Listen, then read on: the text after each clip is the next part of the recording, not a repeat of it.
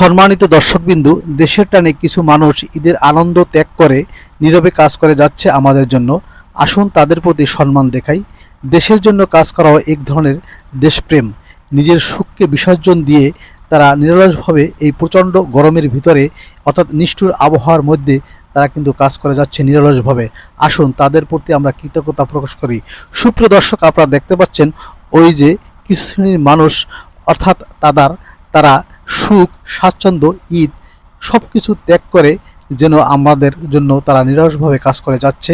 অর্থাৎ রাস্তার কাজে তারা নিরলসভাবে কাজ করে যাচ্ছে, যাতে করে আমরা সুন্দরভাবে চলাচল করতে পারি, অর্থাৎ যানজট মুক্ত করতে পারি, অল্প সময়ে আমরা যাতায়াতের ব্যবস্থা করতে পারি। তারা এই ধরনের কাজে তারা নিবেদিত প্রাণ। অর্থাৎ এই প্রচণ্ড খরতাপ আবহাওয়ার মধ্যে, এই নিষ্ঠুর আবহাওয়ার মধ্যে তারা কাজ করে যাচ্ছে। আসুন আমরা দূর থেকেও তাদেরকে একটু সমবেদনা এবং কৃতজ্ঞতা প্রকাশ করি। Thank you.